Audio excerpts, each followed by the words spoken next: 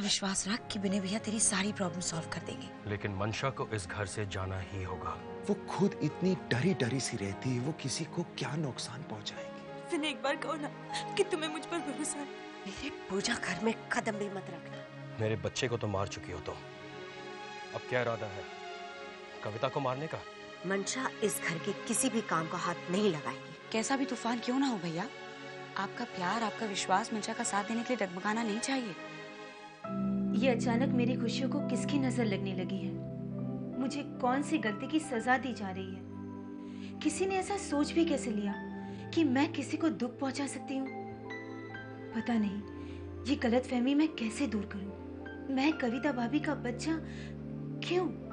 दुख है, सब मुझे गलत समझ रहे हैं, पर दिल तो इस बात से टूट रहा है कि विनय भी मुझे गलत समझ रहे हैं।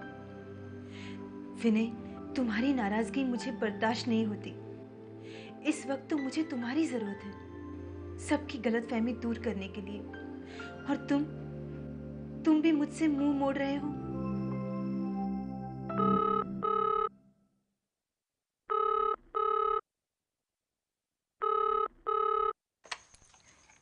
हेलो विनय।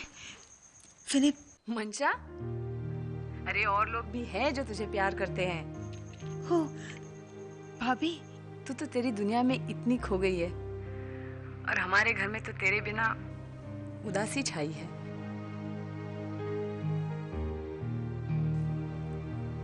अरे आज मैंने तेरी फेवरेट खीर बनाई और हम खाने बैठे तो तेरे भैया ने कहा पहले मंशा को तो फोन कर, तेरी बहुत याद आती है बेटा, तू भी कभी कभी हमें याद कर लिया कर।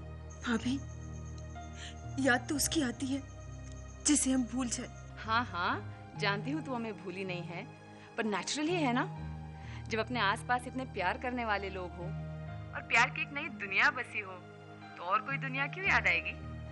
मंशा, तेरे भैया और मैं यही सोच सोच के इतने खुश रहते हैं कि हमारी मंशा की किस्मत कितनी अच्छी है, कितना प्यार मिलता है उसे ससुराल में। हाँ भाभी, इतना प्यार कि संभाले नहीं समझता। सब बहुत केयर करते हैं मेरी, मुझे तो जैसे फूल की तरह रखते हैं। विनय की तो जैसे मुझ में दुनिया समाई है। माँ पापा मुझे रिया से भी बढ़कर प्यार करते हैं और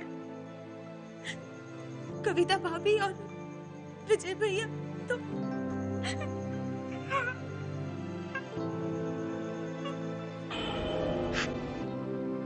मंशा, क्या हुआ? नहीं भैया, कुछ नहीं। वो तो सबके प्यार में आपका प्यार भी याद आ गया। प्यार याद करके खुश हुआ जाता है, फिर ये रोना क्यों? हाँ मंशा बेटा बता क्या बात है, तू खुश तो है ना? हाँ भैया, मैं बहुत खुश हूँ, बहुत खुश हूँ मैं। भैया शायद मुझे माँ ने आवाज दी, मैं रखती हूँ।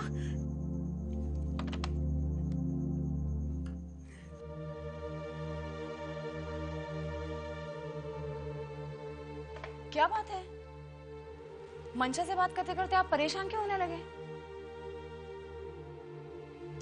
बताइए ना।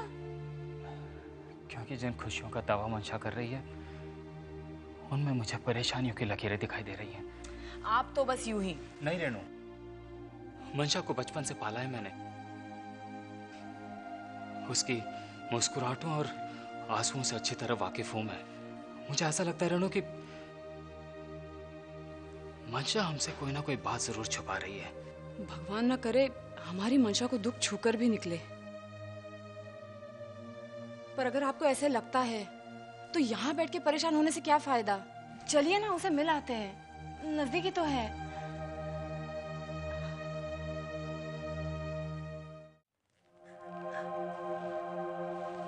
कविता, now stop crying. देख, तूने नाश्ता भी नहीं किया, कुछ खा ले। नहीं तान्या, मेरा दिल नहीं कर रहा। फिर भी खाना तो पड़ेगा ना, अपने दिल के लिए नहीं तो पेट के लिए सही।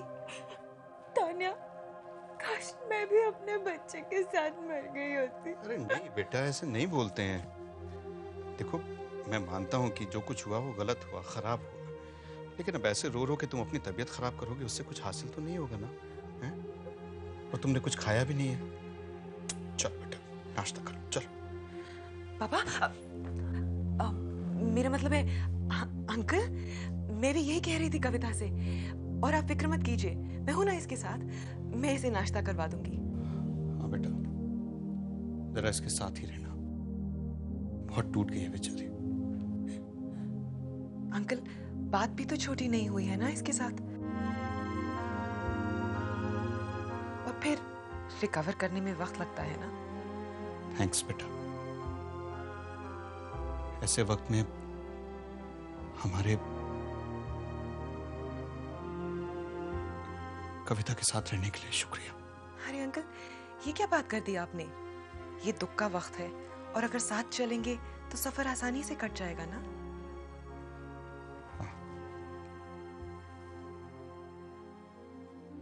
कई बार हम इंसान को पहचानने में कितनी बड़ी गलती कर देते हैं। तान्या, हमने उसे घर की बहू नहीं बनाया, वो फिर भी हमें अपना मान रही है। और मंशा, जिसे हम अपना बना के लाए, उसने हमारे साथ क्या किया। काश तान्या ही इस घर की बहू बनी होती।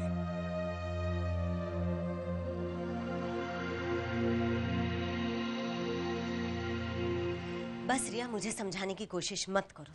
मैं समझा नहीं रही मम्मा, मैं समझने की कोशिश कर रही हूँ कि आप मंशा के साथ ऐसा क्यों कर रही हैं। क्या आपको लगता है मंशा ऐसा काम कर सकती है? मम्मा वो तो कितनी सीधी, कितनी भोली लड़की, और आप सब। काश मैं तुम्हारी बातों पर विश्वास कर पाती। Mamma it's not right, you are not being fair to Mansha. What is not fair Riya? मुझे दुख और हैरानी इस बात की है कि हमने जिस मंशा को इतना प्यार, इतना अपनापन दिया, उसने हमारे प्यार के बदले में क्या दिया? मामा मंशा पर झूठा इल्जाम लगाया जा रहा है। नहीं रिया, कोई झूठा इल्जाम नहीं लगाया जा रहा मंशा पे। जो उसने किया है ना, वही सबके सामने आ रहा है।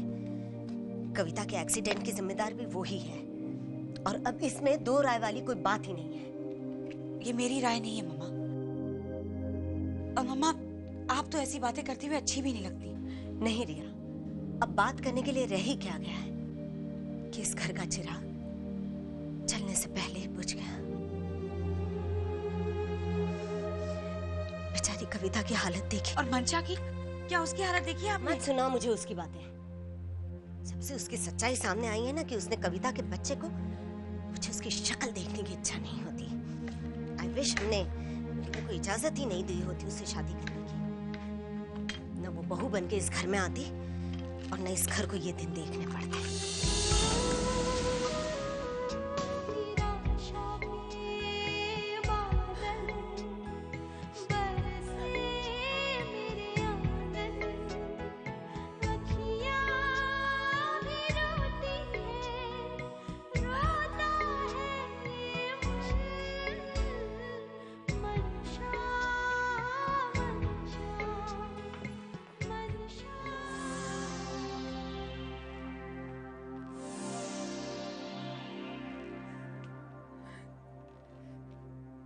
मंशा, तुम रो रही हो? हाँ, तुम रोने के अलावा कर भी क्या सकती हो? This is really ridiculous. तुम्हारी फैमिली ऐसे सोच भी कैसे सकती है कि तुमने कविता का एक्सीडेंट? तुम सीढ़ियों पर तेल क्यों गिराओगी? तान्या, मैंने सीढ़ियों पर तेल नहीं गिराया। मंशा, तुम्हें मुझे समझाने की जरूरत नहीं है। I believe you। तुम इतनी भोली भाली सी स्वीट सी लड़की हो, तुम ऐसा काम क्यों करोगी? और अदर, तुम ऐसा काम तो कर ही नहीं सकती। पर सच बहुत बुरा लगता है देखकर कि कैसे एक बेकसूर को कैसे सजा दी जा रही है। बस अब और मत रो। विनय को ऐसा नहीं करना चाहिए था। क्यों? क्या किया विनय ने? कविता, विजय भैया और अंकल आंटी चाहे कुछ भी सोचे, पर विनय को तो तुम पर भरोसा होना चाहिए ना। अच्छा, मुझे तो लगता है कि विनय के प्यार में कुछ कमी है तुम्हारे लिए, वरना उसकी फैमिली तुम्हें इस तरह से क्यों ट्रीट करती? देख, अगर विनय तुझसे सच्चा प्यार करता तो वो तेरा पूरा पूरा साथ देता, और फिर किसी की हिम्मत नहीं होती तुझ पर ये झूठा इल्जाम लगाने की। प्लीज विनय के खिलाफ मेरे सामने कुछ मत कहना। ओके बाबा, नहीं कहती, तुम तो बुरा मान गई। पर मेरी एक बात याद रखना मंशा, तुम विनय को जरूरत से ज्यादा ही प्यार करती हो, और प्यार हमेशा अंधा ही होता है। वरना जो सब तुम्हारे साथ हो रहा है इस घर में, उसके बाद तुम्हारी आंखें खुली नहीं। एनीवे, मैं चलती हूँ, बाय।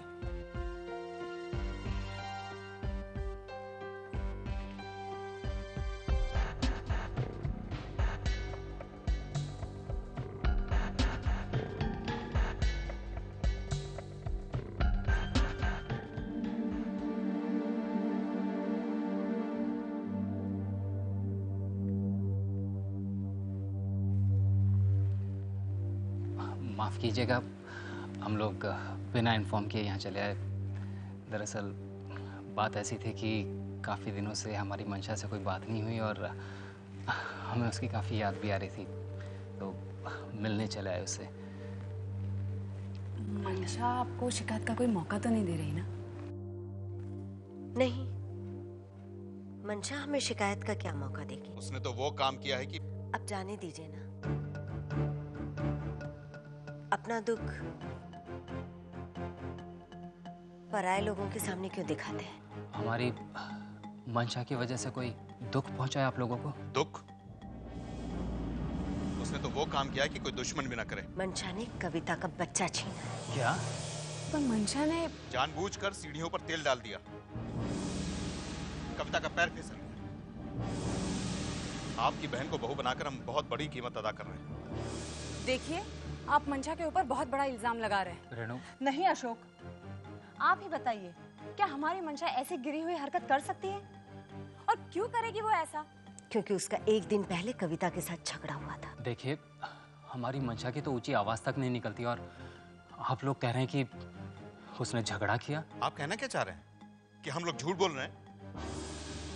हमारा दिल जानता है कि हम आपकी बहन को कैसे बर्दाश्त कर रहे हैं। देखिए, ये तो जाती कर रहे हैं आप लोग मंशा पर। वो तो दिल की इतनी साफ और... अब रहने दीजिए, अपनी बहन की और सफाइयां हमें मत दीजिए। हम सफाई नहीं दे रहे, हम तो बस इतना ही कह रहे हैं कि पता नहीं किस झूठ ने आपके आंखों पर पर्दे डाल दिए कि आपको मंशा की सच्चाई नजर ही नहीं आ रही है। आशा, इनसे कह दो कि अपनी बहन की और तारीफें ना करें। बहुत तारीफ सुन ली हमने तो हमारी फूल सी बच्ची आप लोगों के हवाले की थी और आप लोग हैं कि... भैया प्लीज, आप मेरे ससुराल में खड़े। मंशा, ये लोग क्या कह रहे हैं? कह रहे हैं कि तूने कविता का बच्चा... कह नहीं रहे, जानते हैं। और प्लीज, आप अपनी बहन को ले जा सकते हैं, हमेशा के लिए।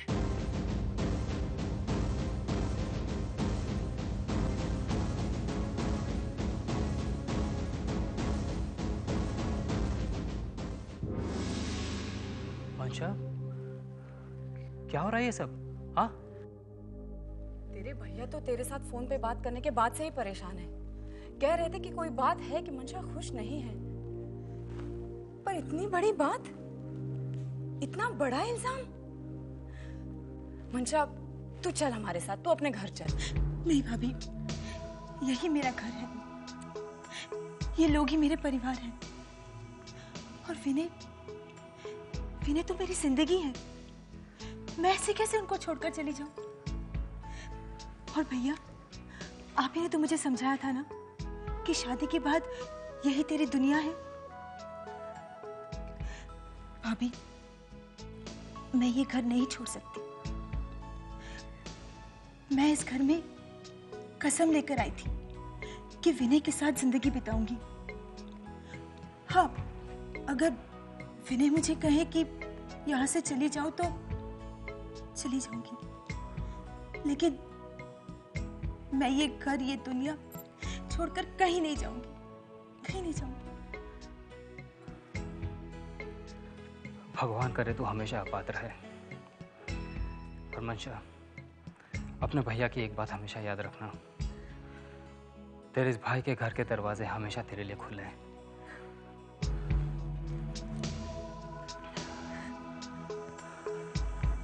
चलो रेनो।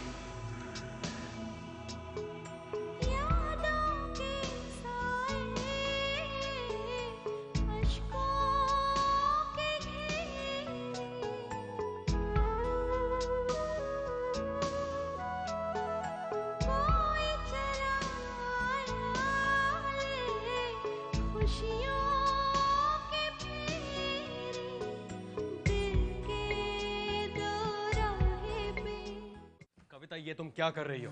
विजय, तुम्हें इस घर में रहना है तो तुम रहो, लेकिन मैं जा रही हूँ। इस घर में तो बस मंशा की जरूरत है ना।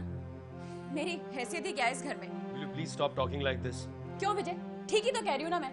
जब बच्चा आने वाला था तो सब मेरे आगे पीछे घूमते थे, लेकिन अब बच्चा ही नहीं रहा तो फिर मेरी क्या इंपॉर्टेंस है? जरूरत ही क्या है मेरी इस घर में? अच्छा तो यही होगा कि मैं यहाँ से चली जाऊँ। कविता, कविता प्लीज, ये बेकार की बातें बंद करो। तुम जानती हो कि मेरी जिंदगी में और इस घर में तुम्हारी क्या हैसियत है। अगर तुम्हारी जिंदगी में मेरी कुछ हैसियत होती तो फिर मंशा अभी तक यहाँ क्या कर रही है? ये बच्चे की कातिल इस घर में क्या कर रही है?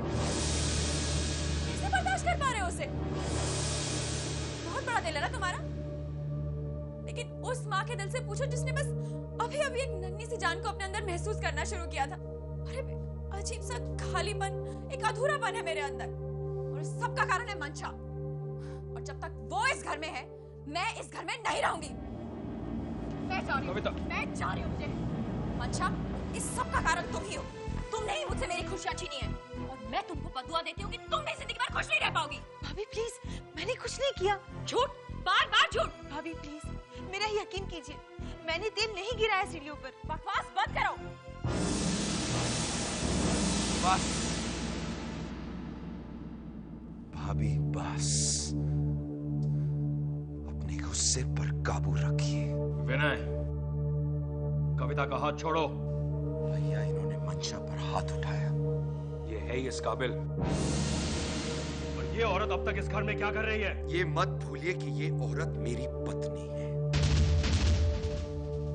ये औरत मेरे बच्चे की कातिल है। इनफ! हर चीज सहने की एक सीमा होती है। अब मैं मंशा का अपमान और नहीं सह पाऊंगा। सुनिए विजय, सुन लिया तुमने? कैसे अपनी बीवी का साथ ले रहा है ये? हाँ? और तुम क्या कर पाए? कुछ भी नहीं। ये बच्चे का कातिल मेरे सामने इसी घर में है, इसी छत के नीचे है। मैं ये बर्दाश्त नहीं कर सकती। मैं जा रही हूँ विजय। बहू, मैं नहीं जाऊंगी। इस घर से वही जाएगा जो इस परिवार के दुख का कारण है। विनय, मंशा के लिए इस घर में अब कोई जगह नहीं है। मंशा कहीं नहीं जाएगी। दुनिया पापा, अब तो ये आपकी बात भी नहीं मानेगा। हाँ, नहीं मानूंगा, क्योंकि आप सब लोग मंशा के साथ अन्याय कर रहे हैं। अच्छा, नुकसान हमारा हुआ है और अन्याय से मंशा के साथ हो रहा है। सुन लो विनय, अगर मंशा इस घर में रहेगी तो कविता और मैं नहीं रहेंगे। चलो कविता। नहीं नहीं, रुकिए, प्लीज रुकिए। आपको और कविता भाभी को जाने की कोई जरूरत नहीं। क्यों? तुमने फैसला ले लिया कि मंशा ये घर छोड़ के जा रही है? जी हाँ, मैंने फैसला ले लिया कि मंशा घर छोड़कर जा रही है, और मैं उसके साथ जा रहा हूँ। विनय, तू इस लड़की के लिए हमें इस घर को छोड़कर चला जाएगा? ये लड़की आज हमसे ज्यादा इंपॉर्टेंट हो गई तेरे लिए? माँ, ये लड़की मेरी पत्नी है। इसकी इंपॉर्टेंस अपनी जगह है और आपकी इंपॉर्टेंस अपनी जगह है। शादी के वक्त जब हम फेरे ले रहे थे तो मैंने कसम खाई थी कि इसकी इज्जत ही मेरी इज्जत होगी। मैंने कसम खाई थी कि जीवन भर के लिए इसका साथ निभाऊंगा। मैं वो कसम निभाने जा रहा हूं। आप लोग चाहे कुछ भी सोचे, मैं जानता हूं, मेरा दिल जानता है कि ये बेकसूर है, लेकिन इस बात का सबूत नहीं है मेरे पास। लेकिन एक दिन मंशा की सच्चाई आप लोगों को नजर आ जाएगी। इस वक्त अगर आप लोग चाहते हैं कि मंशा इस घर में नहीं रहे तो मेरा फैसला भी सुन लीजिए। मंशा के बगैर मैं भी इस घर में नहीं रहूंगा। अब आप लोग अपना फैसला सुना दीजिए। फैसला सुनना चाहते हो तुम? तो सुनो, तुम्हारा ये फैसला मुझे मंजूर है। अब चले जाओ यहां से। और इसे भी ले जाओ अपने साथ। आज के बाद समझ लूंगा कि मेरा एक बेटा हमेशा के लिए मर गया। पापा आप ये क्या कह रहे हैं? बस जो कहना था मैंने कह दिया।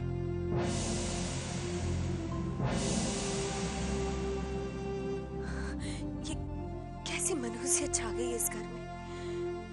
एक माँ का बच्चा जन्म लेने से पहले ही मर गया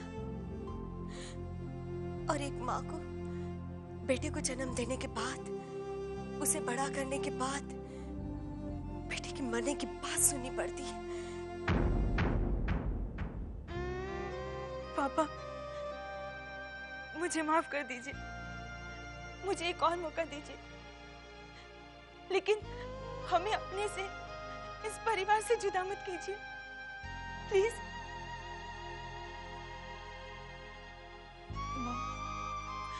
हम आपके ही बच्चे हैं ना, हम आपके बिना कैसे रह पाएंगे? बस मंशा बस, अब तुम किसी के आगे हाथ नहीं जोड़ोगी, ओके? डैड, मैं आपका फैसला सुन चुका। हाँ तो जाओ। बेदखल करता हूं मैं तुम्हें अपनी जिंदगी से, अपने परिवार से। जाओ और आज के बाद कभी अपनी शक्ल मत दिखाना।